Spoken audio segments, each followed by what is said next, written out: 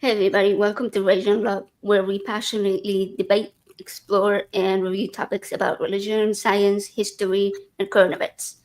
Today, I am joined by Steve Ghikadis, a humanist, efficient educator, and award-winning um, advocate, I guess, for kindness and connection. So he has a new book called Humanism From The Heart, Building Bridges Beyond Belief, which offers a range of personal stories from raising children in an interfaith home to finding common ground with religious communities. These stories are presented with empathy, curiosity, and they are inspired by his love for learning. So, we are going to hear about his journey from skepticism to empathy and how he lives this mantra of don't be a dick. I like that part. So, welcome to the show, and thank you for being around. How are you doing today? Yeah, thanks so much for having me. I'm doing great, and I'm doing even better now that Jason Freer just said that we're two gorgeous people here on the screen. So that's awesome. I think I'm one of those, maybe. Hopefully. Yeah, Jason is awesome. I had him on the show twice now, I think. Yeah, twice Yeah, to that. he lives about maybe an Really hour cool. from me. So Oh, awesome. Okay, yeah.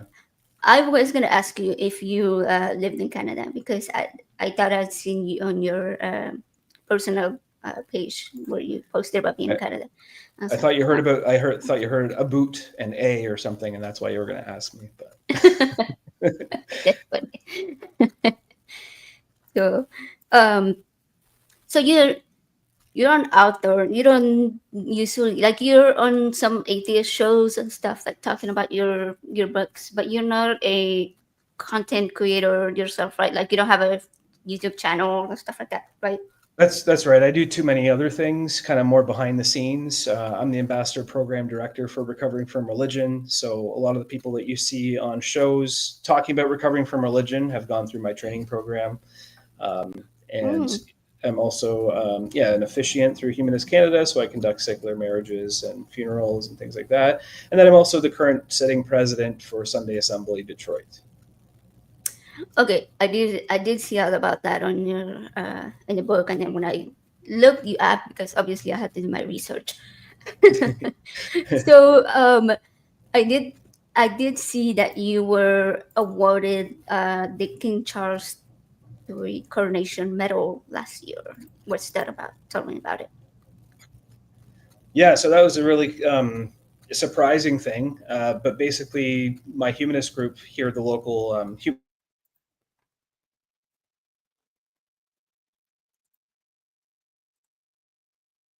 I don't know if I lost connection, if it's just me or let's see. Mm. Oh no, I think we lost the connection. Okay, hopefully he can. I'm gonna message Steve real quick. While we wait for him, I will try to keep you all entertained. Okay, there he is. He's back. Hey there. hey, sorry Okay. about that. Yeah, so my local Humanist Canada chapter, we adopted a street and we've been feeding the homeless and everything like that for quite a while here, and doing some other things around the community as well. So I was actually nominated for that award, and I was like super excited to receive it. I just thought it was an amazing thing that someone, and I guess multiple people, had actually put my name up for this award. So it was really rewarding. Oh wow, that's really cool. That's really awesome. That I mean, that you do so much for your community that people are actually, recognizing that and being like, hey, this is somebody that deserves a lot more recognition. I think in the U.S. and not just in the U.S. In Canada as well, in all of these humanist secular spaces, people are trying to build that community that we kind of lack when we live religion, right? Because you have Yeah. church, we have all kinds of clubs and things that like potlucks and things that they do to help, I don't know, help the homeless, or uh, right here in our local in my neighborhood there is a church that's always very involved with the local school, and they host all kinds of, like, I don't know, Easter and Christmas and all sort of events for the kids that otherwise they probably wouldn't have because they don't have that financial stability. We're kind of like in like a lower income community, and so a lot of the families don't have access to that. So I think it's really important for secular communities to do more of that. So I'm glad that you're out there doing that on the ground for your community. That's a great thing. Yeah, thank you. And I do think I've been thinking about this lately a lot, and I think a lot of times, churches are well funded, and they actually have paid staff members that are actually, if you see like a drive going on, it's usually led by a staff member who's actually paid. So that's like their job. Whereas with secular communities, none of it's really paid, so we have to do it volunteer on the side, and while we're working a full time job as well. So I think that's part of the issue that we're struggling with is that we don't have any paid positions. Even Sunday Assembly is kind of like a congregation; it's a church community of sorts, and there's no one on the payroll, so we have to make it happen if we want it to happen. That's true. Yeah, I've been working with secularizing US. I'm sure Yeah. you're familiar with them, right? With NanoCon and stuff. And Yep. there's so much to do behind the scenes, like, so people don't realize is happening to make all of these things come together. There's a lot of fundraising because, like you said, the churches have the funding. They have the money that they take from people on Sundays. And sometimes that can be a whole lot of it. That can be a whole lot of money. And Yeah. it does get things done. And unfortunately, in the secular communities, you have a lot of groups that are not even non-profits. So they don't have a way to raise those funds to do more for their communities. And they're doing it out of their own pockets. And it's really hard to do that. Yeah, for Um, sure. yeah, speaking of NanoCon, you're going to be there, right? Yeah, I'm actually going to be there tabling for Recovering from Religion. David Teachout and I are sharing a room, and then Dr. Daryl Ray will be there, obviously. Gail Jordan's going to be there, Glenda Jordan. So it's going to be a really fun time. Oh, that's awesome. Okay, yeah, I always forget that they're also with Recovering from Religion. Yeah, that's Hmm. it's a really good organization. I tried to volunteer with them, but I never really heard back, and then I got super busy with all of the other stuff that I'm doing. With the helping NanoCon advertise for their event and Secular Rise in US and all that. So I'm really excited for to get to meet you over there and to meet a lot of the content creators that I haven't met yet. That should be really Yeah, me fun. too. And I might get to meet Anthony Magnabosco for the very first time in person, which would be awesome because he's the one that wrote the forward to my book. Oh, So right. Yeah, yeah, I was gonna ask you about that too. Because he's uh I'm a huge fan. Like I study yeah, me too. his sort of yeah, like I study his method, really Hmm. carefully before I even started my channel. He was like one of the very first people that I started watching, um, and I actually used his epistemology method with a family member who is a believer, and it went really, really amazing. We didn't really get super into religion. We were talking about like um, topics of truth and like what is truth, objective and subjective, and all kinds of different truths. Yep. And then we started talking about what makes someone a criminal, or like whether somebody deserves punishment just because they I don't know, say committed murder.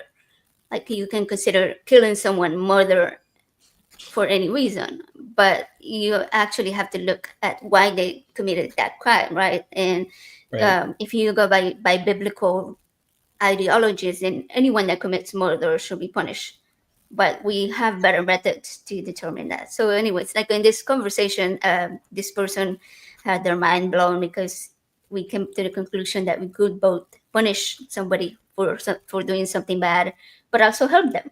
We could also like help them recover. Whoops, I guess we lost him again. It seems that Steve is having a lot of issues with his connection, which is unfortunate. But don't worry, he's gonna keep coming back. There we go. He keeps coming back. I was just telling people that you're having some trouble with your work Yeah. connection, but that you're gonna keep coming back, so we're just gonna continue going every time. It's strange. I never Um, usually have this issue, but yeah. Hmm. yeah, but yeah. So we were talking about Anthony Magnabosco's method, Yeah. and So so yeah, that method I is just really cool because it's yeah, like you said, you don't have to mention a religion at all. It can be about any type of topic, and it's just like sometimes when you're bringing these things up and they're answering these questions, it's something that they may not have even ever considered or thought of before. So it's like they're saying it for the first time out loud, and sometimes when they hear themselves saying something out loud, they go, "Oh wow, do I really think that?" yeah, that was it. There was like a moment in this conversation that we had where it was like that, and he was just mind blown that we could do both things, like punish someone and at the same time help them to recover or like sort of rehabilitate.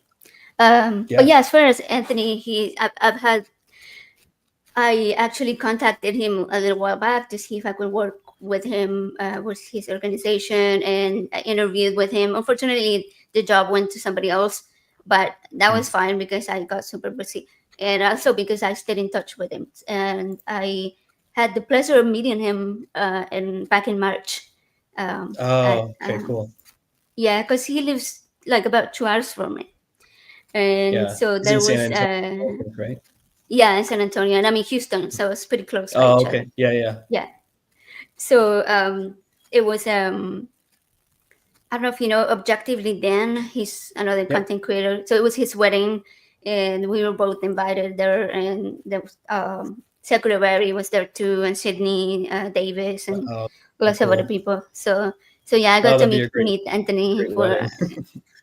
yeah. Oh yeah, it was like dream wedding, officiated by Seth Andrews. So it was officiated by Yeah, Seth Andrews. awesome. So I mean, that Oh, was that's like great. Did he the put icing everyone on to the sleep cake. or? Oh, everybody was just like, Yeah. just Yeah. keep Voice going. like butter, like hot butter. Yeah. That's what they say, right? Yeah, yeah. Mhm. Well, the cool thing too about Dan is that Dan was actually on a video that Anthony made, Mm. before Dan became an activist. He was actually, I think he was a campus crusader for Christ or something, and Anthony had talked to him during that time. So that was part of one of the That's steps in his journey out of religion. So Yeah, that was funny because I had been watching. At first, I watched Anthony's show. Binge watch like probably every episode. I had seen yeah. Dan's episode before I met Dan, and so when I met Mhm. Dan online, I didn't even remember that was him. I didn't realize that was him, and so I watched Truth Wanted for a long time, and I was on Truth Wanted myself, and Mhm. and then one day that video popped up into my YouTube algorithm, and I was like, "Wait a minute, that's Dan." So I rewatched the video, and I was like, "Holy shit! Like, wow! Like he's come such a long way. Yeah. Like, Well, and he yeah, even it's said that amazing to watch." during that time he was actually, doubting his beliefs, and when you watch the video, you can see him really doubt his beliefs as he's saying Yeah. them out loud. So it's kind of a neat thing to watch, and to be inside his mind because he's explained afterwards what he was thinking and what he was going through. So that was really cool.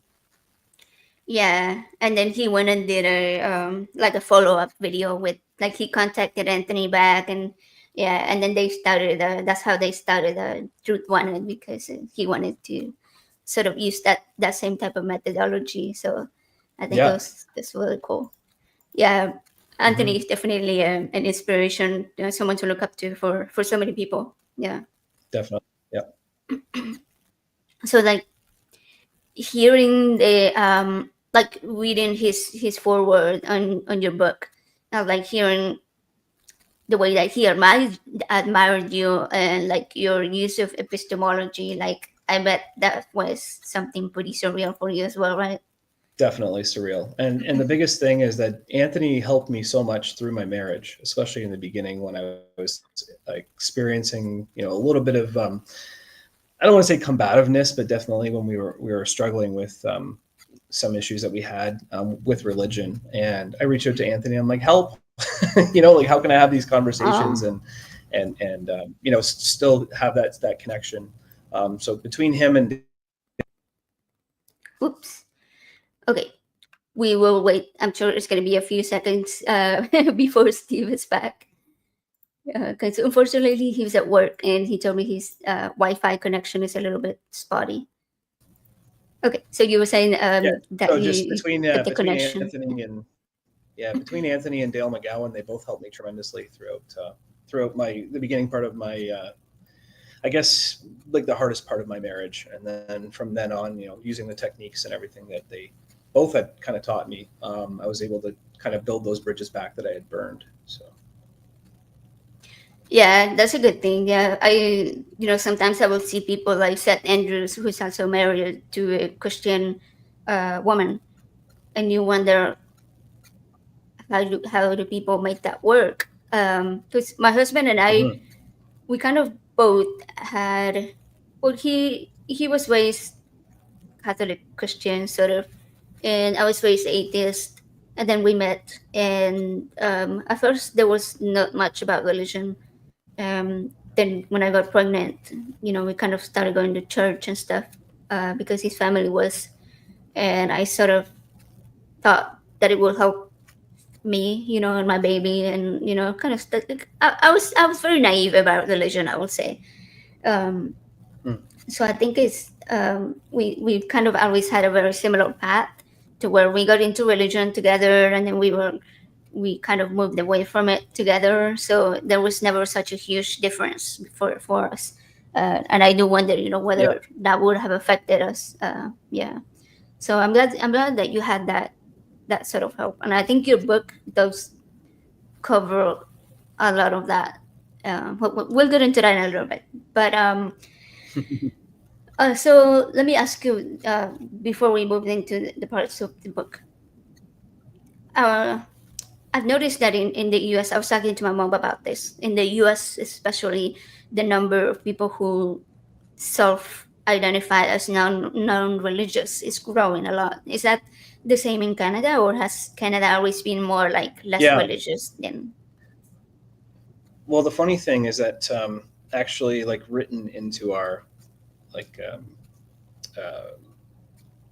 I guess this constitution, as you would say, there is a religious aspect to it.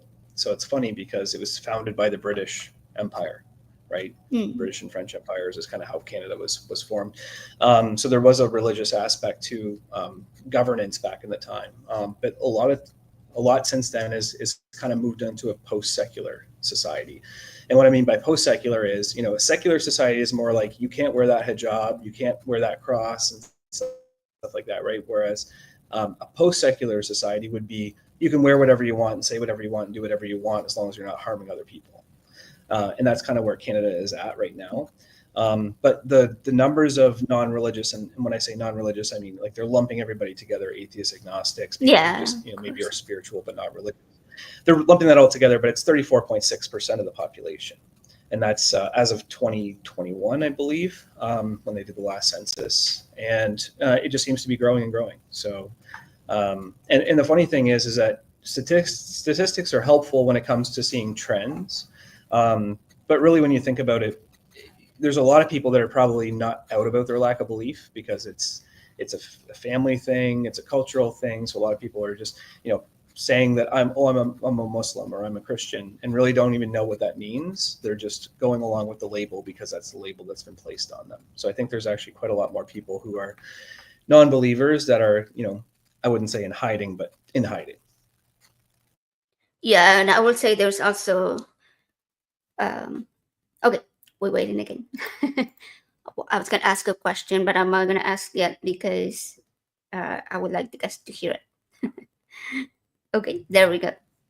Uh, yeah, that's very true. So you I'm know, glad that whatever deity is dropping me, they're waiting until I finish a sentence at least, before they drop me. So that's good. right? Yeah, that's perfect. Because I was like, oh, I was about to ask a question, but I'm gonna wait, and then we'll make the full perfect. Yeah. Um. So this show I named it Rage and Love because sometimes we talk about very peaceful things, and sometimes it's like, ah, my goodness. So And sometimes it's both at the same time, right? Like especially right now in the US, where like entire communities are hurting, and we love them deeply, and we are really mad at what's happening to them.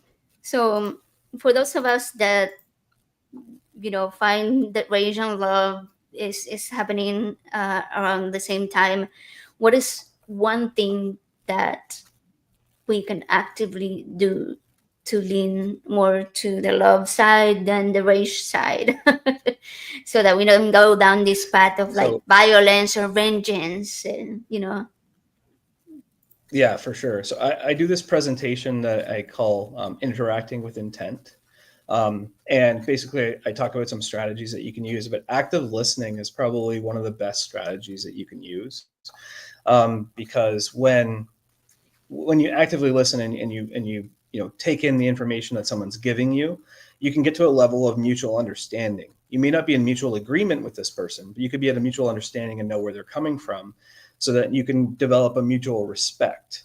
And then once you have that mutual respect, then that's basically the starting point for having conversations. So like if you can reach across the table and say, you know what, I understand why you feel this way. I feel completely different, and I'll tell you why. But at least we have certain things in common, and we can discuss those. But we can also discuss our differences, and it won't be such an issue because you'll be just open and honest about it. And they'll feel that they've been heard because you've listened to their concerns and their thoughts. That's true, and I think that's exactly where epistemology comes in. Like, you just ask a lot of questions of that person, and understand exactly where they're coming from, where their ideas started, whether it was something that did you learn it later in life, or is it something that's deeply ingrained within your identity, and something that is if somebody criticizes Christianity, someone who has been a Christian since childhood, they will see it as a personal attack.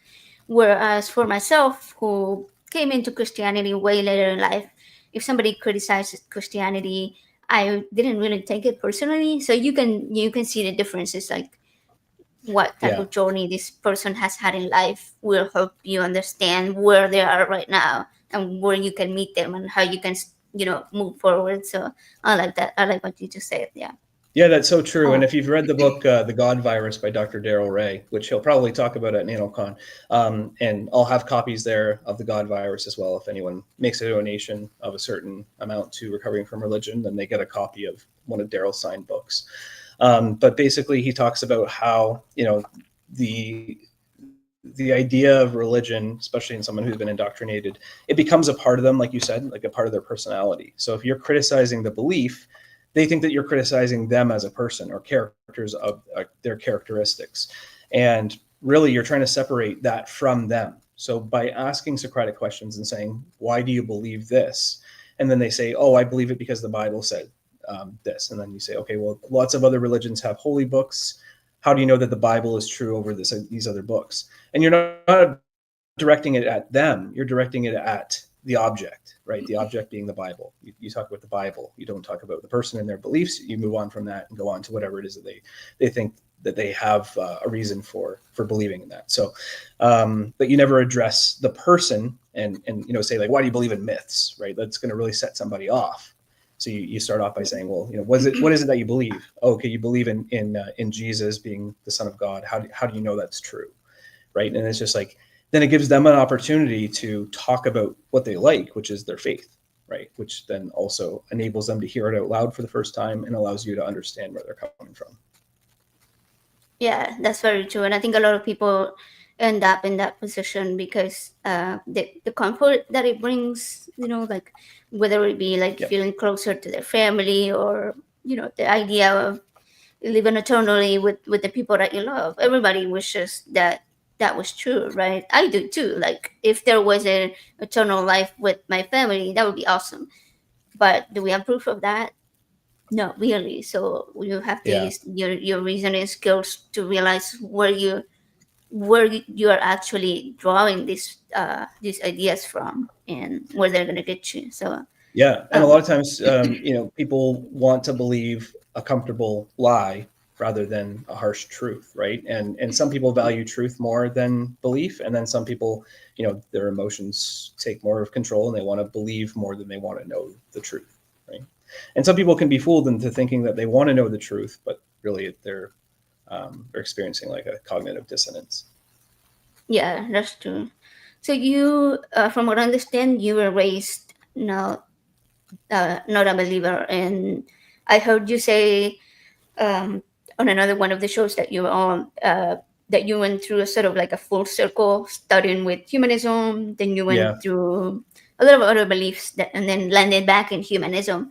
yeah, And I can imagine that through that process, you sort of picked up a lot of different beliefs and ideas that didn't necessarily line up with humanism, or maybe they did, but they were like supernatural, or stuff like that. So hmm, can you think of any of these beliefs that you found yourself struggling with and that you decided to leave behind like early on because they didn't line up with humanism? Like maybe something that you now think, oh my God, well, that was such a bigoted thinking or something like that. I have some myself, yeah, so no yeah. judgment. Well, no. So I think so. Part of what happened was is that my parents baptized me as Anglican, but I didn't really attend church, right? Like we kind of went on like Christmas and Easter. And when I say I was a humanist to start with, I never knew what humanism was. I just always felt that like people should be taken care of more than anything else. We should be caring about our fellow man. And basically, I went through all these different belief systems, but I almost feel like it was an exercise in critical thinking Yeah. because I went to like maybe the ancient Greek gods are real because I have Greek descent. So I'm like, oh, maybe I'm like a descendant of Alexander the Great or Achilles, the war hero. You know what I mean? Like just like the illusions of grandeur you have as a child. And at one point, I even said, Zeus, if you're real, hit me with lightning. And luckily for everybody watching, that didn't happen. You're still But here. then I went through, yeah, exactly, yeah. And then I thought that maybe the ancient alien theory was correct because I'm like, wow, this seems to make sense. Like if there was an advanced species that had come from another planet, maybe they seeded the Earth somehow or something like that. But then I started thinking like, well, where did they come from, right? And then just it was an And where are exercise they in critical now? thinking. So every time I went through a different belief, yeah, and every time I went through a different belief system, I would add a little tick in the box like, okay, I'm putting this brick in my foundation now. Okay, I know this is not correct, or I know this is not correct, and I know this is not correct. So now I'm kind of standing on a foundation of solid bricks that I've put in place myself, which is a nice place to be. But I'd never say that it's complete, right? I'm always learning. I'm always looking for information, and if anyone has any information that they can relay to me and provide evidence for, then I'm willing to look at it. Yes. Speaking of that, one of the first quotes on your book is the main goal of education should always be to learn how to learn. But Dale McGowan. There's a very similar quote that I love by Neil deGrasse Tyson, and he says, "Good education is not what fills your head with facts, but what stimulates curiosity, and then you learn for the rest of your life." So that what you just said reminded me of that because it's something that I strive to communicate to my kid. I'm like, "Look, you go to school, like public school usually is more like boxed to teach you what to think, not necessarily how to think. You reach Yeah, that more like in college. In college, I will say they teach you more how to think and like how to use science and all of that. right. um and for me it was the same way. I didn't go to college, but I don't think that I learned how to think in elementary school. I learned how to think later in life, and that was one of the reasons why I felt so naive and so vulnerable, um, enough that I fell into the religious ideals. I like believing in ghosts and believing in that we had souls and like the Holy Trinity and God and Jesus and the Holy Spirit and all of that. Right. I think it's easy for people who don't have a very good educational basis or a good understanding of how to think critically. And we don't really do a lot of that until we're much older. So it's Yeah, way easier to indoctrinate kids than it is to indoctrinate adults, right? for sure. And that's the thing too, that I mentioned this. I don't know if I mentioned it. Actually, I don't think I do mention it in my book, but I've mentioned it in presentations before when I talk about raising secular kids. Um, One of the things that is really important is to show them that we don't know everything and that it's okay not to know something.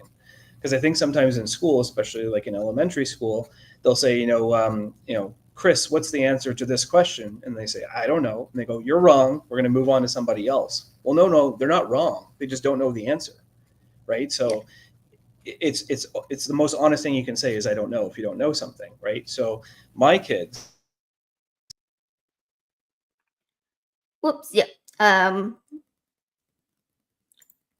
yeah. Unfortunately, that's one of the things. One of the problems that we have in public schools. Yeah. Sorry, I was saying that's one of the problems that we have in public education. Yeah. Please go yeah. on. So my kids now, if they're being told, if they've been told by a teacher, like, oh, you're wrong, then they say, well, no, I'm not wrong. I just don't know the answer. Can you please teach me? And the teachers are flabbergasted by it because they're like, what? Oh, okay. Like they've never heard that before, right? Like, and I've taught my kids to understand that like it's okay not to know everything. We we're never going to know everything. It's just an impossibility. Yeah, I like that. So we started homeschooling after COVID. Um, there were several reasons for that. I'm not gonna get into that today.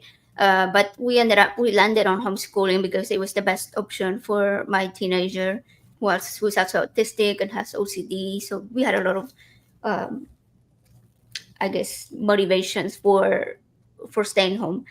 And one of the things that we had a really big problem with was that when my kid came out of public school, they were so sort of traumatized by things like math and where they didn't know the answer to because they felt like they weren't good enough because they didn't know how to answer the questions. So we sort of had to like deconstruct from that, kind of like the way that you deconstruct from religion. We deconstructed from public schooling, and one of the things that I do now is that we don't use grading. Like I told my kid, we if there is a topic that we are covering and I'm not very familiar with it, I will say so. I'll be like, you know what, let's learn about it together. Like I don't know the answer to Yeah, it. So I'm not gonna expect you to know the answer to it either. So let's figure it out together and we will get the correct answer, whatever that means. There isn't always a correct answer, but like we will look at the information, we will uh, go through it together to see if we can figure out how and to that's answer this. a perfect I response, and that's guess, a yeah. perfect thing to do is to learn together because you're building that foundation. You're putting those bricks in that foundation that are going to enable your kids to carry that forward and use that critical thinking in the future. Yeah, exactly. We do the same with religion. Mm, My kid says that, well, they use they them pronouns. That's why I say they them. It's just one kid. right. Um, but they say to me that they feel they are spiritual and that they may be a creator. We haven't quite gotten to like asking a whole lot of questions yet, but we have covered different types of religions and mythologies and why none of the religions seem to ever have provided enough evidence to shows that there is a God or which God is real. So we always cover that type of information on how to look at those scriptures, regardless of which ones they are, with curiosity, with like and asking lots of questions. Even if the book tells you not to question it, then that is all the more reason to question it, right? Yeah, yeah. Well, and your child is a little bit older, but there's a book. It's a really good book called In the Beginning, and it's myths from around the world, and it has different creation myths from like I think it's like 100 different religions, and even Christianity's in there just as one of the few that they've thrown in there. And they're really interesting, and a lot of them are very similar, and some of them it has like native myths or indigenous myths depending on where you're from. But there's Turtle Island and like how everything's on the back of a turtle and stuff like that. It's really neat. It's a Oh really yeah, I'm familiar with that one. yeah. That So it's was a really pretty cool cool. book on just a bunch of different creation myths, and they can kind of see that they're all the same, and it doesn't matter where they came from. All the different stories. Where human beings were storytellers, right? And that's one of the biggest things that they'll learn throughout their experience. Yeah, I mean, we can point the similarities. Like one of the ones that I like to point to is the Sumerians stories, how similar to Noah's Ark and the creation myth of Adam and Eve and all stuff. So yeah, I'm definitely gonna check that one out. That's very interesting topic to cover for future studies of religion and myths for us. So um, so you obviously are. Oh, oops. Okay, lost him again. Right at the start of my question, I think we have like some ghosts or demons like attacking our stream over here. So okay. Sorry, Um, you were just about to ask a question. right, yeah, I was starting to ask the question. I was like, oh damn it. No, I was gonna ask you that you're a parent, obviously. Um, so what would you say? Oh, there was one chapter where you mentioned. Let me see real quick on my notes. Because I remember I thought it was kind of funny. The way that you reacted, not funny, but like interesting because it would be like a similar way to how I will react to it. Like you say that you saw a sign that said fathers who know Jesus know best. Why do you think you had such a Yeah. strong reaction to that? Yeah, so it was at a church, and it's just one of those things where you see that and you go, "Oh man, that is such a bad message." And it's not even just like, like if there's fathers out there that want to use Jesus as an example of who to, a good example for their children, that's cool. It's just that you're really alienating so many people by putting that on a church sign right out front of your building to say, fathers who know Jesus know best, because you know how many fathers out there who don't believe in Jesus or don't follow your specific religion. And the last thing that someone who's looking for a place to go, maybe, or like a place to find community, the last thing they're going to do is go somewhere where they're telling you what you should be doing and shouldn't be doing right on the sign up front. So that's kind of the reaction I had to it. And at the time, it was during the time I was talking to Anthony, and trying to find a way to have really good conversations with my family and my wife. And yeah, when I approached my wife about it, I'm like, I saw this sign today, kind of, hurt my feelings a little bit, it made me feel a little weird. And she totally understood. And she could, and I explained to her why I felt that way. And she totally understood why, I said, like, imagine a sign that said, mothers who know Aisha know best or something, right? Like, Mhm. it's just such a weird thing to say to people who may not share the same faith and Faith. background as Yeah. you. Yeah. So that's Yeah, that's it's kind of not the a reaction I very had. And mhm. yeah, it's not very welcoming either. Yeah, I Yeah. agree with Yeah. that. And then it's kind of like it Yeah. implies the opposite, right? So it's like, if you don't know Jesus, then you're not a good parent, right? And that's kind of the way I took it.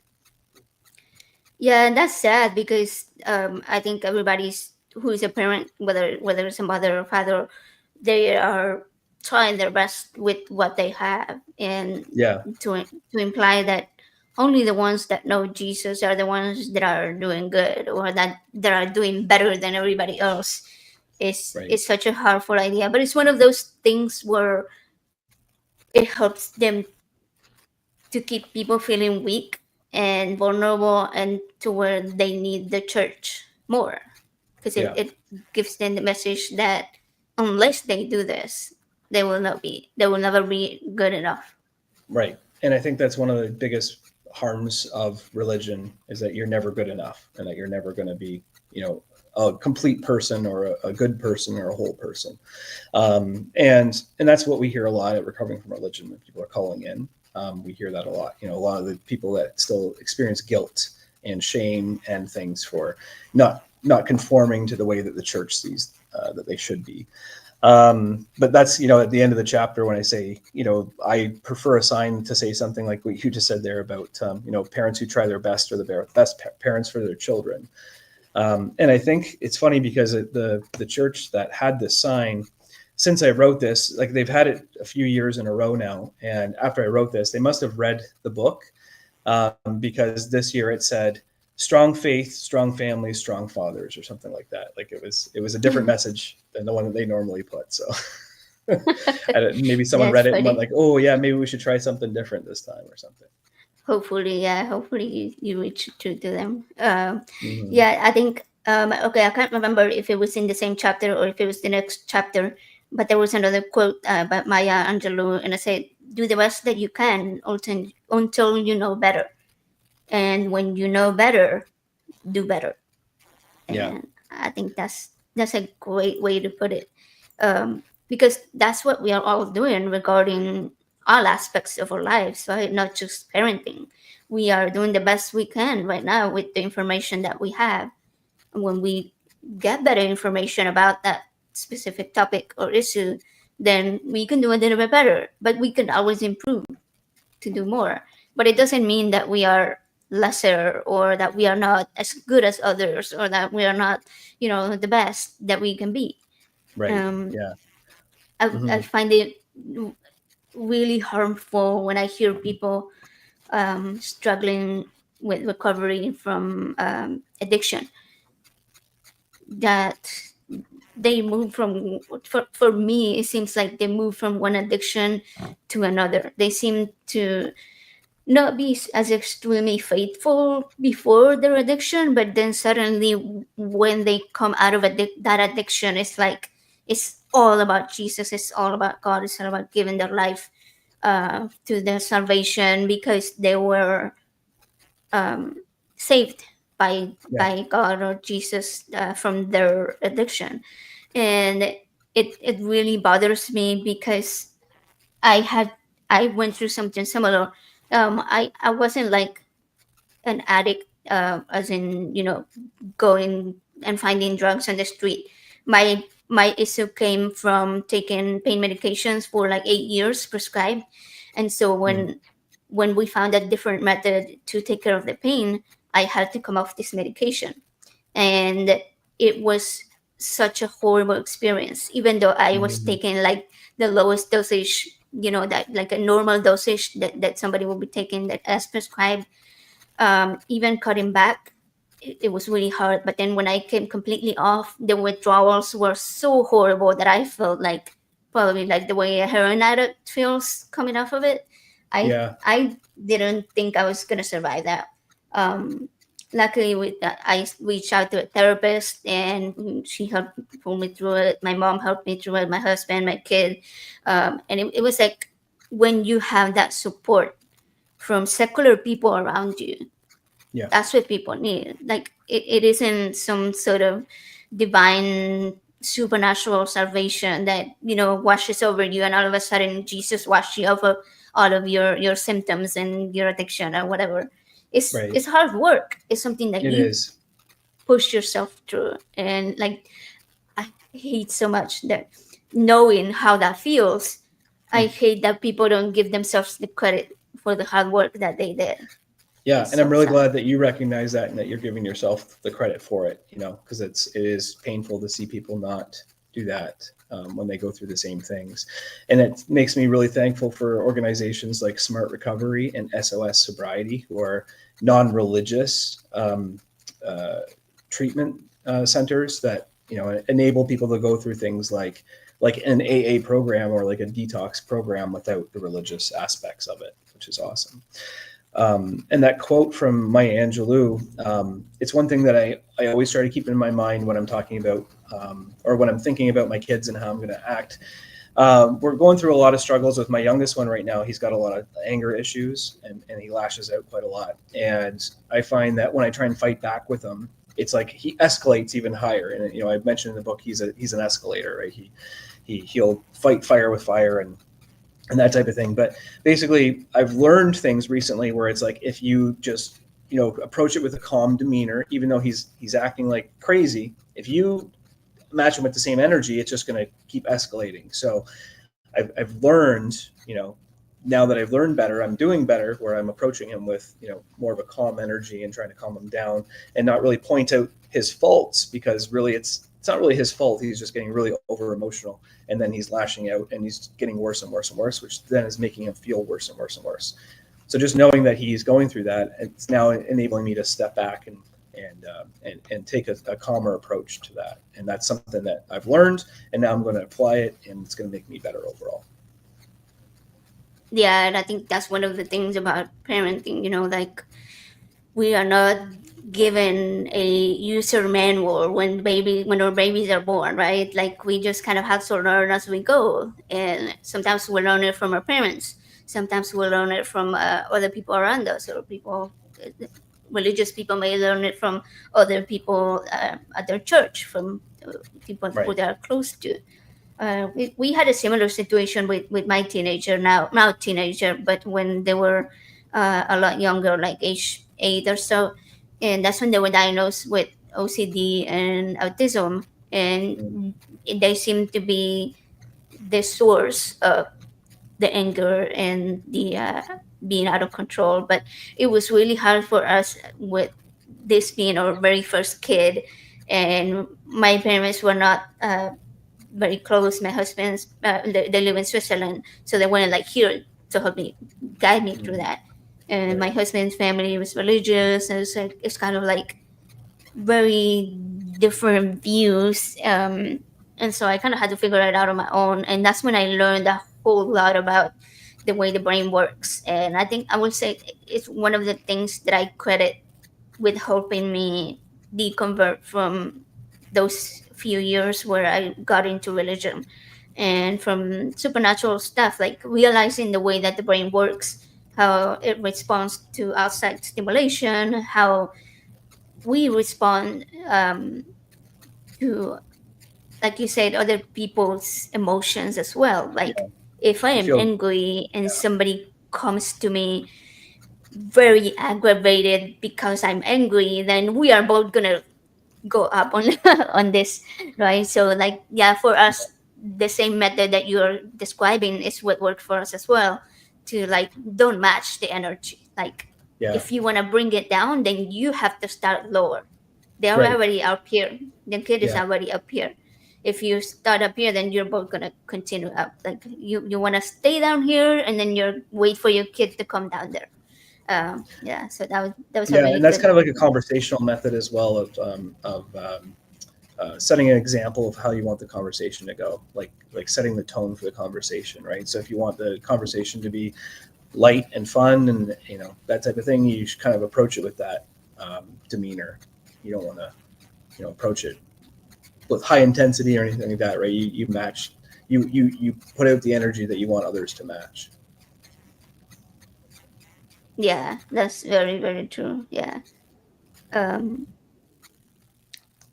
okay, that reminds me of your. This is a completely different topic, but you were talking about matching the energy, and there was one of your very first few chapters. I think like the second and third, where you say that you had a T-shirt that said "There is no hell." So be nice anyways, or something like Kind you're of, not, yeah, yeah, something like that, right? And like okay, I don't know if you noticed, but I also love graphic shirts. Mine says like yeah. "Brains are awesome." I wish Yeah. everybody had one. I've got never Okay. trusted Adam because they Oh, make up everything. I have a bag that I made with that one. Yeah, I have it. I love that one. Nice. Yeah. Yeah.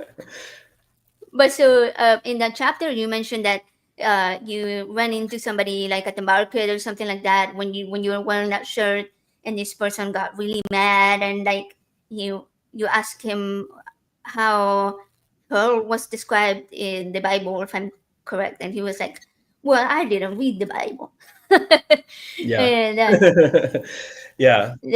I was like, So I, yeah, I, and it's I funny because always, sometimes I'll ask. yeah. Sorry, go ahead. Oh no, I was gonna say that I always find it really puzzling that many Christians quote the Bible, and like they give you like verses on, opinions on like things like hell, sins, heaven, how to get to heaven, but they haven't even read the whole thing. So it's like really weird. Okay, oops. He's gone again. I'm sure he's gonna be back in a couple seconds, and while we wait, okay, there it is. Oh, there you go. Perfect timing, because I was like, So Yeah, so it is funny when people do that. They'll tell you exactly what you need to do to get into heaven, but they've never really read it themselves. They just hear what their pastor or so and so told them or their parents told them. And I think that's why street epistemology works so well, is because when you ask them questions about it, they realize that they don't really have a good foundation for it. So they either have to find a foundation for it, and when they go looking for it, they maybe not be able to find it, or at the same time, maybe it'll have them dig deeper into their belief system so that they can actually defend their beliefs when it comes time to do that. And I've actually had people reach out to me and say that my book inspired them to look deeper into their faith, and then they were able to have a deeper faith because of my book. And I'm like, okay, that's cool. If it inspired you to look into things, and you feel like you have a good foundation for it now, then that's awesome. I'm not going to ask any more questions, because I don't want to pry, and I don't want to, my goal isn't to deconvert anyone, right? I don't really care what they believe. I care about their character. Dr. J. Exodus Hooper, he always says that he'd rather have, he'd rather connect to people who have similar hearts than similar minds. similar hearts and similar minds. That's a good one. Yeah, Yeah. yeah. So somebody in the comments say that mindfulness helps, but not completely. Oh, they're talking about um, feeling angry, I think, in the chat. Yeah. Yeah. Yeah. No, I saw that, and look at the trees. I appreciate you saying that it is difficult to stay calm, because that is one of the things that takes a lot of practice. I'm not going to say all this stuff is easy. When I was originally looking up Anthony Magnabosco, he actually has quite a few videos where he was out yelling at street preachers and stuff, and he eventually had to take a step back and wonder how he can have these better conversations. And when he read Dr. Peter Boghossian's book and realized that you can have these cordial conversations, that's when he started perfecting the method. And it took him a long time to get to the point where he could calmly have these conversations and not take offense to things and get heated. And part of my presentations that I give, I talk about how to keep cool when you're having these conversations. And one of the biggest things is just to remember why you're there. So I always find, like, if I'm in a situation, I'm having a conversation, I try and keep thinking to myself, why am I here in the first place? What is it that I'm trying to get out of this conversation? And then the second thing I'm thinking is, what can I learn from this? Because you can always learn something from every situation. And maybe the thing that you're learning in that situation is, I can't have a conversation with this person. And that's fine. Whatever you're learning from something, as long as you're learning from something, it's going to be helpful in the future. And then another thing to do is to keep reminding yourself while you're there, but also to thank the person for the conversation afterwards. Even if you get to the point where you're heated, you can say, all right, I think we've reached the conclusion of this conversation. I really appreciate having this conversation. Thank you so much for doing this. I've learned a lot. Hopefully you've learned something as well, and maybe we can approach this again in the future. And you'd be surprised how it really turns down the temperature. Yeah, and I think that going into the conversation, approaching it in sort of a very similar way is really important, to remind the person, like, hey, you know what? Let's have this conversation with the purpose of getting to know each other. I'm not here to change your mind, and Yeah. I don't expect you to change mine. But to rather learn from each other, learn about each other, and yeah, that's the best thing that you can do to have a more open and more relaxed conversation from the get go. Because if you're Yeah. like, well, I don't believe in your God, so I'm gonna prove you wrong, then Yeah. right from the start, you're not gonna have a very good rapport with that person. So Yeah. No, that's yeah. true. And building rapport is actually the most important part of a conversation. So you should, find some kind of common ground before you have, especially the deeply held beliefs conversations. You need to have some type of at least background with a person first, or, at least a decent conversation about something else other than their deeply held beliefs before you dive into that topic. Right. Yeah. I mean, I've had these conversations with my husband even. So when we first met, like I said, I came from a very non-religious background. I didn't really believe in any supernatural type of stuff. But one of the very first things that my husband and I did when we were boyfriend and girlfriend was that he loved to watch ghost hunters, and I started Mm. watching it with him. And I started believing in that because like the way that they frame it, that the TV shows frame Yeah. it, is very believable. So Hmm. as a very naive young person, my mom was already out of the country. It was just me here. I was like 18 years old, just a kid myself.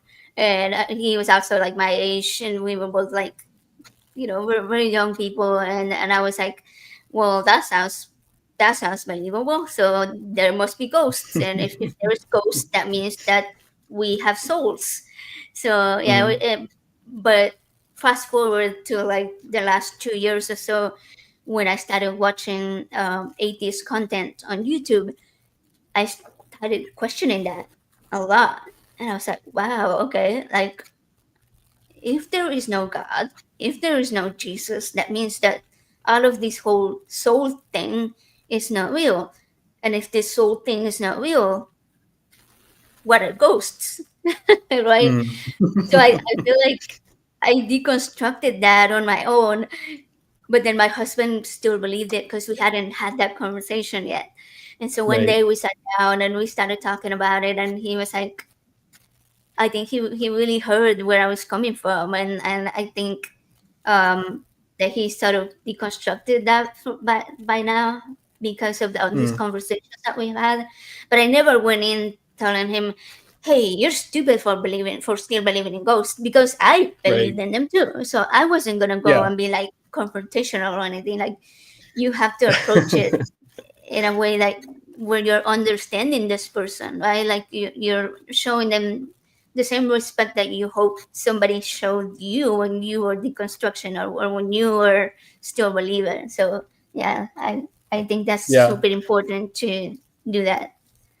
It is for um, sure. And the funny thing is about believing in things like ghosts, it's like it's a natural instinct, right? And it's part of our fight or flight response. So sometimes I'm like down in a dark basement and I'm like, oh, I need to get the hell out of here like as soon as I possibly can. And I'm like looking behind me as I'm like leaving and shutting the door and all that, right? Just because, if you think about our evolutionary history, the people or the creatures that we evolved from, who were hear a rustle in the bushes and they run away because they think it's a predator, ended up surviving as opposed to the ones that didn't, and they're the ones that passed on their genes. So we are the products of these people and creatures.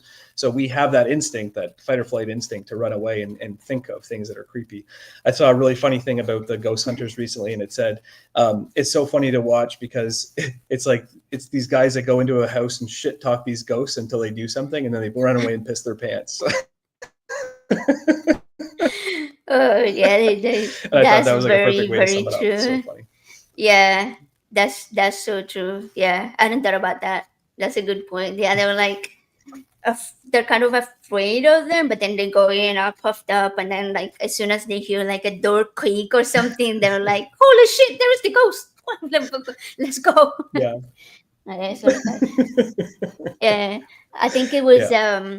set And in it's like yeah, I okay, yeah, it was they're set in just he posted a video very recently where he actually joined a ghost hunter group local to where he's at, and they went to a house, and so he recorded a couple of videos, um, and he posted first the plain video, right, and it's just like a random house, and then he ghostified it, like made it like where it's like the images are like blurry and like slow moving and kind of like darker, and you think, wow, that's like exactly like the intro to all of these ghost hunter shows, and it makes you see like how it's mostly for show. And oh if yeah. when you look at what they're looking for, it can be so easily explained with some like natural causes, like a creaky door, a leaking electrical system or whatever, so like the EMF Yeah. detectors and all that stuff. So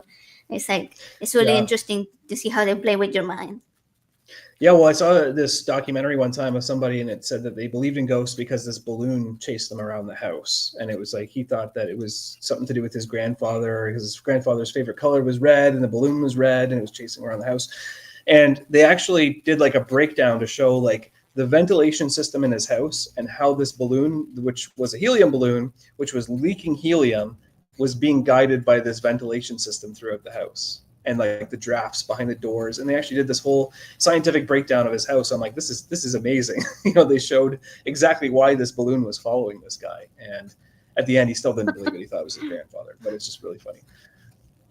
That's funny. Yeah. And I mean, I've had ghost encounters. Like when I believed, because I believed, I thought that these were ghost encounters. But after I deconstructed my belief, I look back and I'm like, it was not at all. Like I Mm-hmm. can now explain it with like all these natural explanations. Like one of them was like walking in a hallway and smelling perfume that I knew that I did not have that perfume at the house. It wasn't like I barely used like spray perfumes.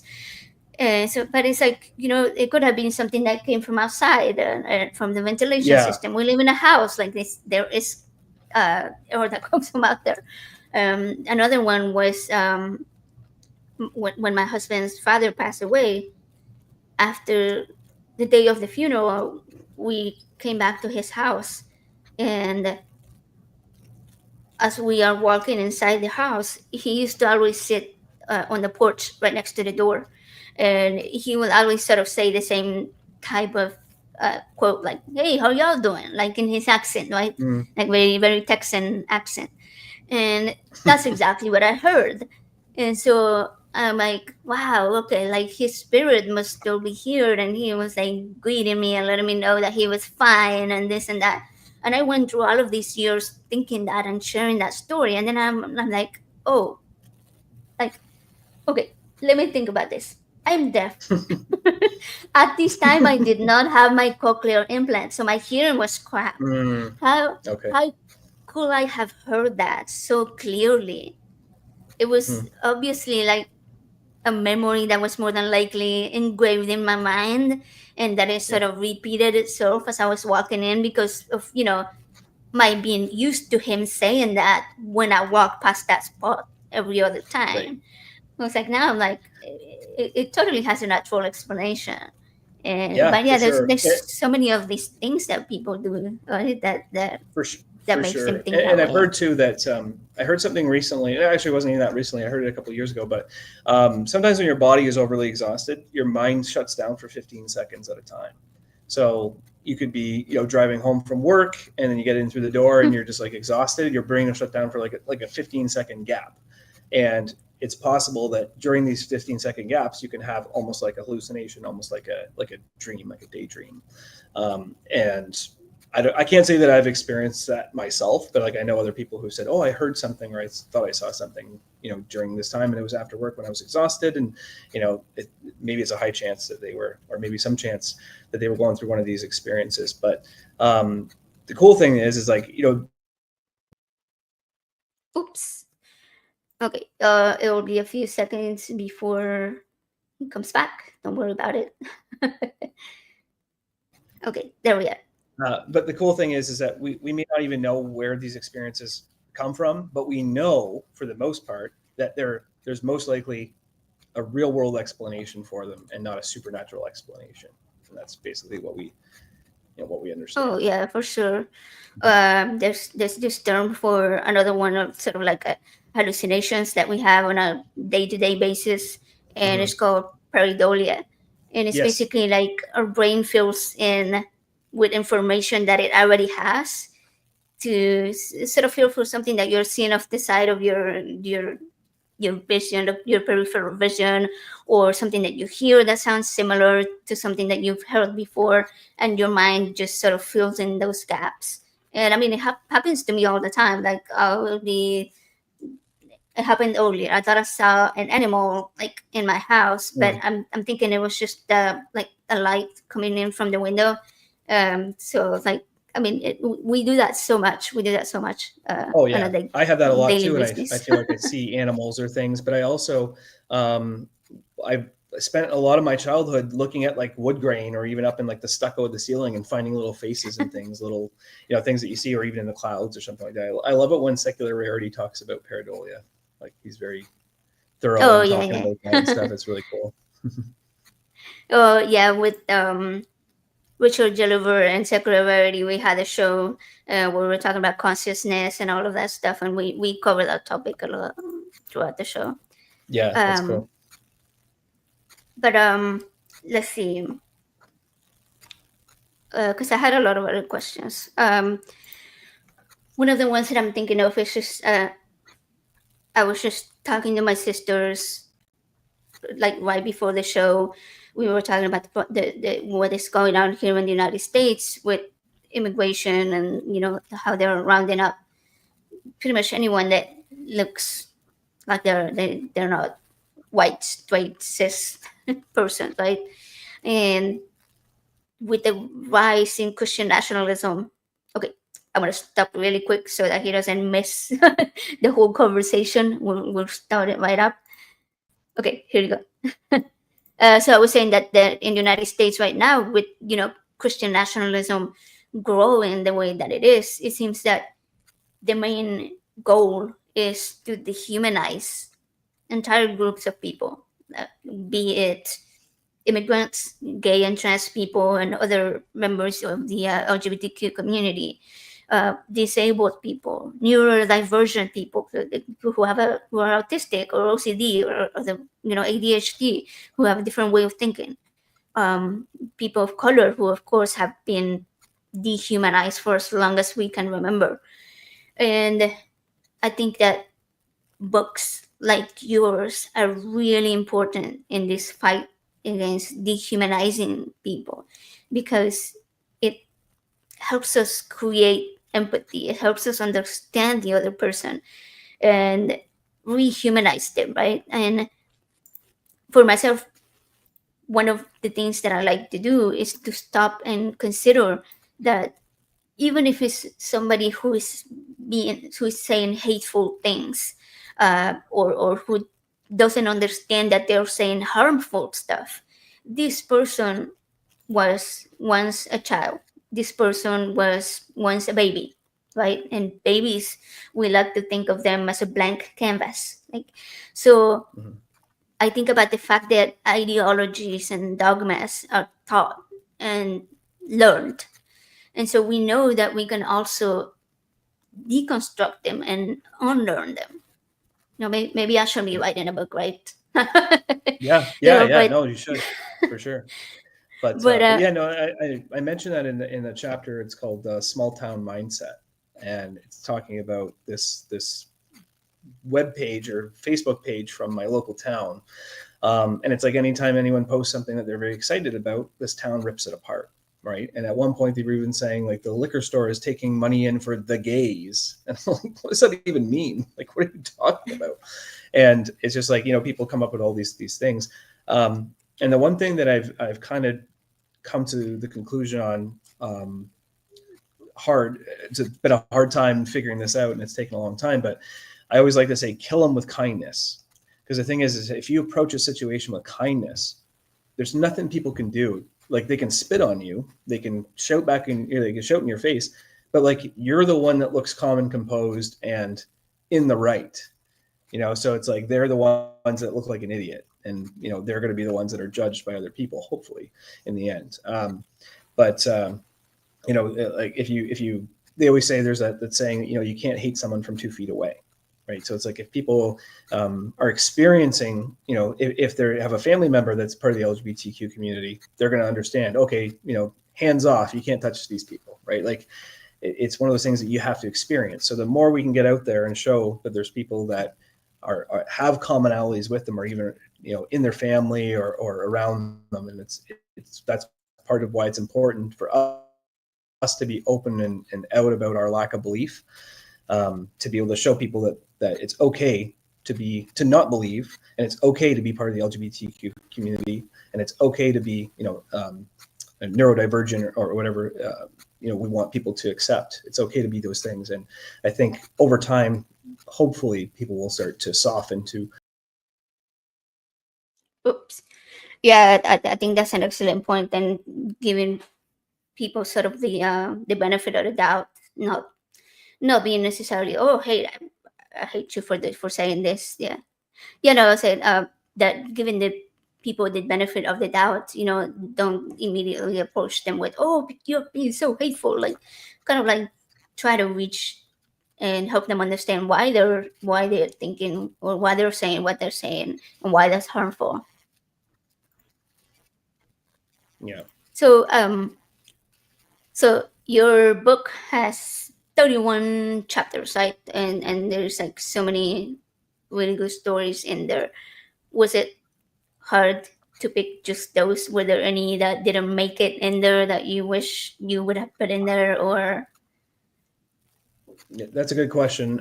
I do have a sequel coming out in a couple of years. It's going to be called Humanism at Hand: Practical Principles for Peaceful Partnerships, and it's going to be more of the hands-on side of things. This is more of like the philosophy behind it. So the reason why I created this book was in a response to people saying to me, it's mostly from the atheist side that I get pushback on it, but people saying, oh, I could never date someone that's religious. I could never speak to my mom who's Christian or anything like that. And I'm like, you know what, it's hard for me to hear that because I have such a loving relationship with my wife who's a Christian that I'm like, I need to get this out to people to show that it's okay to reach across the table and find those commonalities. But it started off as kind of like a blog on Medium, and I was writing through the Recovering from Religion blog, and I was adding all these little stories about my life, and people were like, these are super interesting, you should put them together in a book.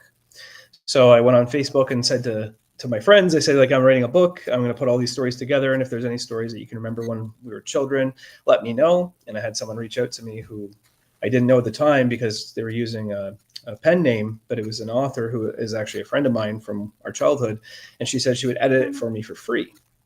So I'm like, oh, cool. So she put I put all the books, put all the stories together. I gave it to her, and she's like, yeah, this is no good.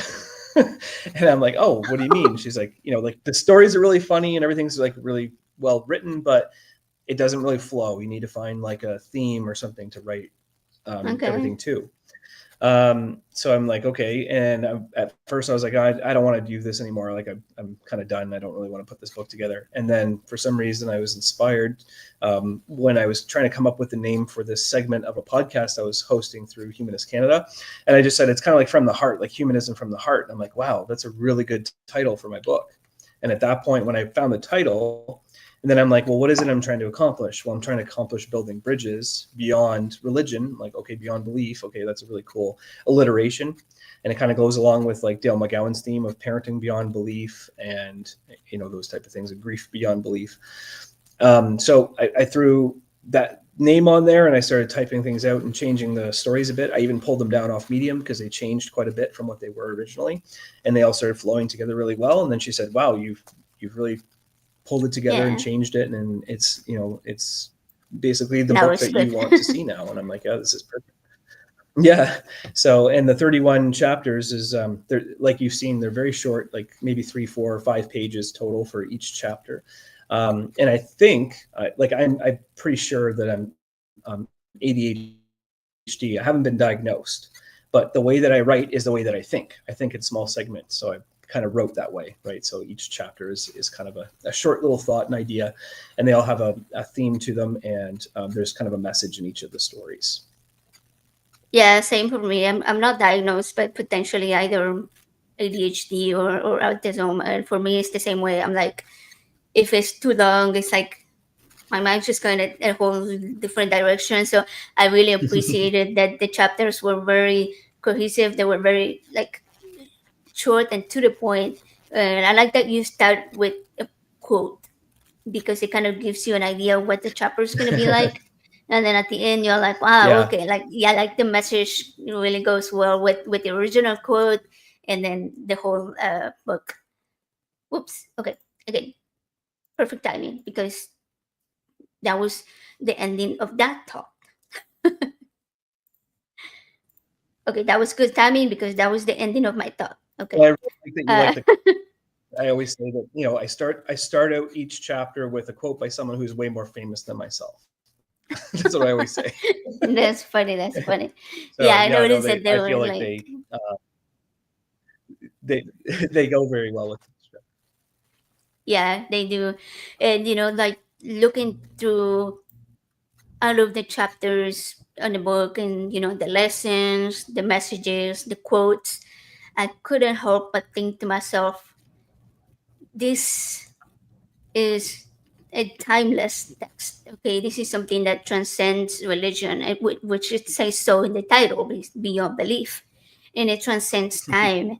It's like something that you can look back and you see true messages of kindness, understanding, uh, different ways of reaching across the aisle to somebody who may not share your beliefs, accepting everybody. And I wonder, why couldn't this all powerful, all knowing, all merciful God write stories like that with messages that could resonate through, 2,000 years?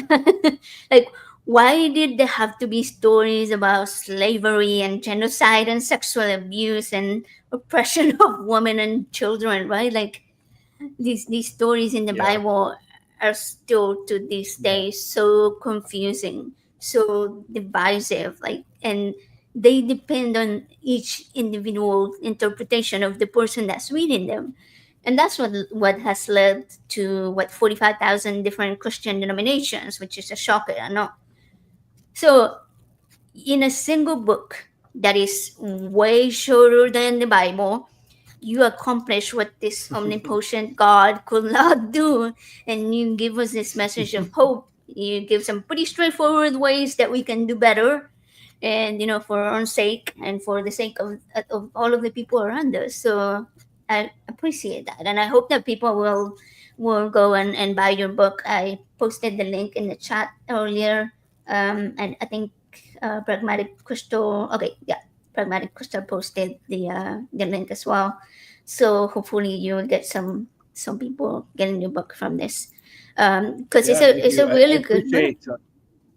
I appreciate you saying all that. Like that's you almost give me imposter syndrome because I feel like it's kind of a weird feeling to have and I get told this a lot that that this book has done all this, and I'm like, this is just it blows my mind that people are finding such strong messages in it, and it's making me feel really really elated that people are finding these helpful tips and messages in there. And like I even have a chapter on what I would do and wouldn't do if I were a god. So that's kind of um, it's a chapter where it's funny when believers read that, they're like, yeah, I can see where you're coming from. And it's just, I've never had that experience before where people will say that to me, like, especially someone who's a believer. And I don't hold back on that. I'll say things like, I would never put my children into a situation where it's they're going to be causing mass casualties in battle and that type of thing, and fighting against each other and that type of thing. So it's funny that religious people will reach out to me and say it's such a important book for our generation and beyond. And I just think it's an amazing compliment that that you Yeah, are I now mean, saying with be- that as well. So yeah, because it's like basic ideas, like, like you shared about this guy that was complaining about your shirt, and you just walked away. You were like, you didn't fight him back, or like, no, like, you did something kind, you did something nice, and moved on. That's what everybody should strive for. Don't go and shoot somebody because you're road raging or something like that, right? That's a message that we could see way back in time, and we could see it into the future. um, Teach your children how to think, not what to think. I will say that's one of the most powerful parts of this book. And and everybody assures that message. I appreciate that, because that's what we should strive to teach the future generation, not what to think, not what gods to believe in, not what's right or wrong. Like, you can help them figure out how to figure out what's right or wrong, right? So it's like there are just so many messages throughout the whole book that one can look back and see, that could have been written hundreds of years ago, and we will still be using it hundreds of years into the future. Like, it's just a basic humanity, and not like, here's how to treat your slaves because we have slaves today. It's like there's a big difference. yeah, So well, I yeah, really that's appreciate you saying all that. yeah. So, you know, unfortunately, we are, I would say, especially here in the States, we're living in a time where division is rising, political division is driving out of these ideological or theological differences. And I want to ask you, what is one humanist action that everybody listening can take now to? I mean, I'm pretty sure we covered it, but let's kind of like shrink it down. Like, what can people Yeah. do to connect more deeply with someone with different beliefs to sort of like bridge that divide that we're living through? Yeah, so I think a lot of the things that we talked about today, if you apply them all together at once, so like building a rapport with somebody, if you know that you're going to disagree with this person politically or religiously, just leave that off the table for the beginning of the conversation at least. Remember why you're there. Remember why you're having this conversation. Think about what you can learn from this conversation, even if you're going to disagree with this person by the end of it. Just think about the things that you're going to learn for the next conversation you have with that person or with someone else in the future. Keeping in mind that this person's also human. Yeah, remembering that people are human. People are human. That's something that I talk on my show a lot. Different ways to human. Right. Okay, there we go. Yeah, we're all human, right? That's why like the name of my main show is Ways to Human, because I like to help people Yeah, realize their best potential on and that there isn't just one way to human. Like, you can have different ways, and we can all come to the same conclusion of wanting better for our fellow humans, right? So, yeah, exactly. And then yeah, just remaining calm and kind. Just try and treat everyone with respect and build that mutual respect so that you can have that mutual understanding.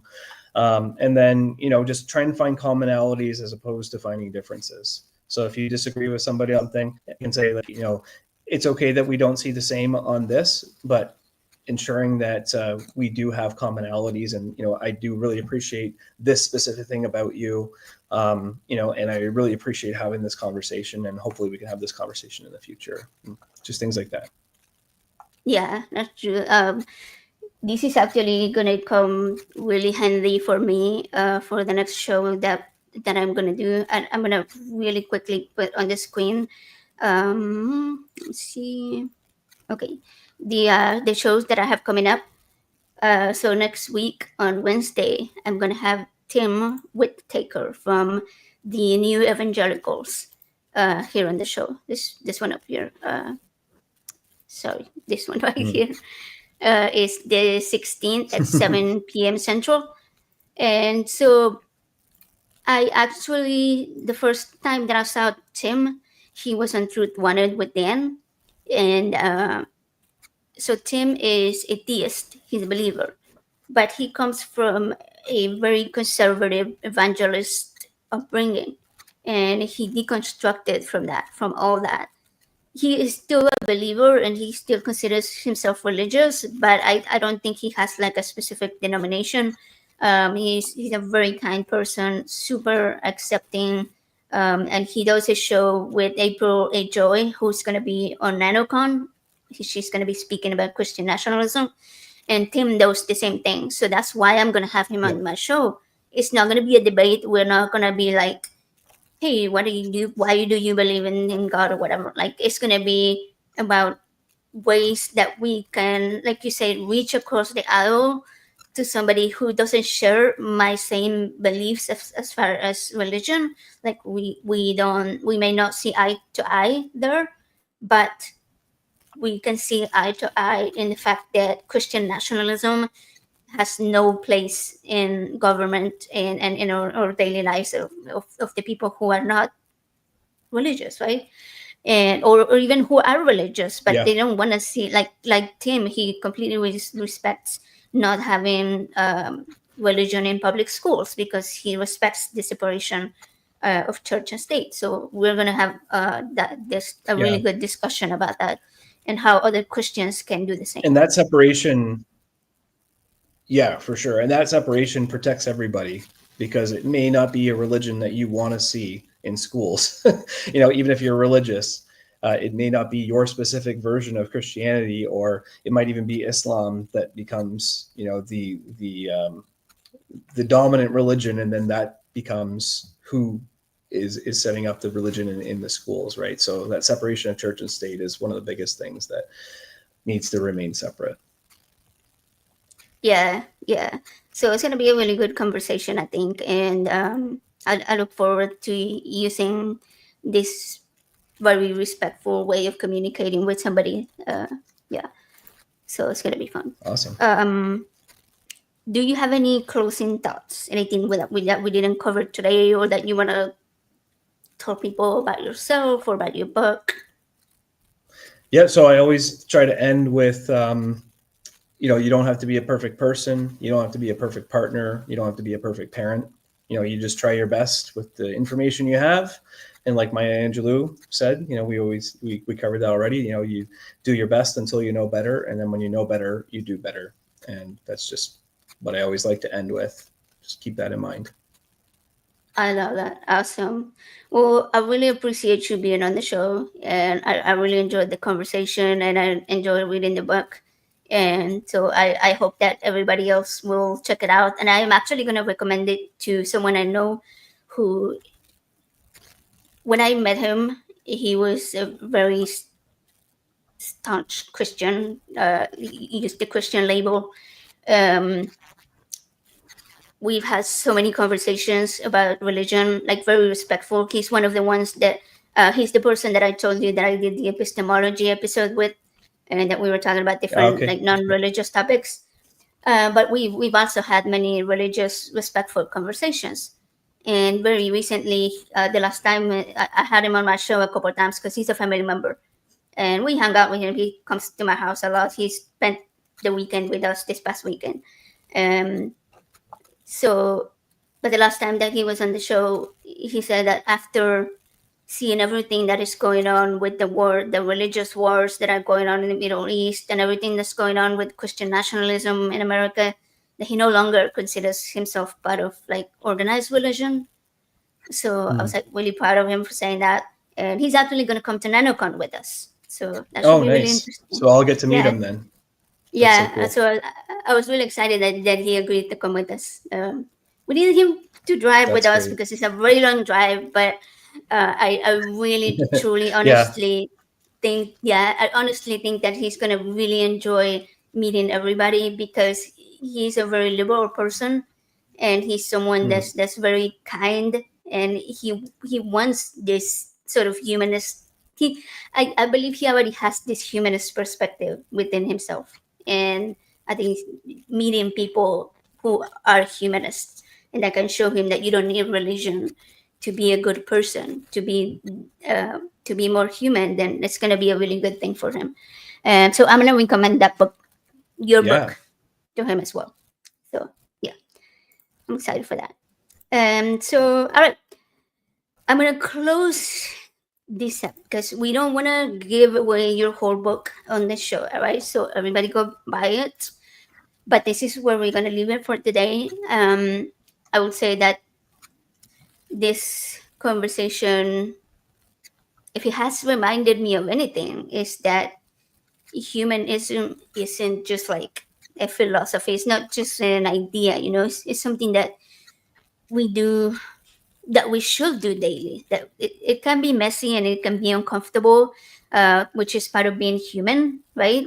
We can be angry and we can be kind and compassionate, and there's such a complexity that comes with it, and that's where in the middle is humanism, and it is going to lead us to, I don't know, to live life in a way, in the way that we will want other people to treat us, right? Like we meet the world and the people in this world with kindness, with empathy, and with curiosity, with wanting to know where they're coming from, like using epistemology, for example, right? The method that we talk about, Anthony Magnabosco uses. And it's out of this reminds us that we don't need ancient books to be decent people, to be decent human beings. And all we have to do is just be willing to listen to other people, challenge ourselves, especially challenge ourselves, not other people, and be willing to have an open mind, to let go of like beliefs that no longer serve you, right? um yeah, don't mind the comments in the chat. This John Lovell is um Oh, I know John. He's funny. always there. I don't mind. But I don't mind John. John and I I go keep way seeing back, the comments and I'm like, Um, I don't want to yeah, ban no, it's him okay. because for the most part he's nice. Sometimes it's like random He's a comments nice where I'm guy. He's a like, nice guy. yeah, yeah, exactly. He's I'm like, his because style of humor is a little different than some people are used to, but no, he's great. uh, And yeah, I just want to go along with what you're saying there. So the platinum rule, which is like the humanist version of the golden rule, it's treat others the way they want to be treated, not the way you want to be treated, because not everyone wants to be treated the same way. And I think that's one thing that we can probably pass on to others as well. And I appreciate you taking the time to talk to me today. I will have my books available at NanoCon as well, and I will be signing them. And then I also have the audio version, and I promise I don't drop out every 5 minutes on the audio book like I have been on this program today. okay, that's cool. That's cool. You know, I'm gonna have to bring a whole lot of cash to NanoCon because I know everybody's gonna have lots of books that I'm gonna want to buy them all. Yeah. So when I met Seth Andrews, he was selling a book, and I was like, Well, I I'll want buy to it. gift you a copy of a signed copy. So Oh, that would be awesome. Thank you so much. I love it. I definitely want to gift you a copy while you're there. So Cause you know yes, what, yeah. my mom, I grew up around walls of books, so I have a special relationship with real hard, paper books. Like the digital copies are Yeah, awesome, like and very easy because you can carry them in like a tiny little phone. But I right. really love like sitting down with an actual book and like going to the pages. Like there's nothing like reading a real book. So it will definitely be appreciated, and it will No, for go real. on my library of books that I'm building still. Got one right here for you. So Uh, yeah. So thank you so much. All right. So that will be all for today. Thank you guys for watching and for listening. As always, on the show, we are always trying to find better ways to human. So, see you all next time. And don't forget to like and subscribe. see ya.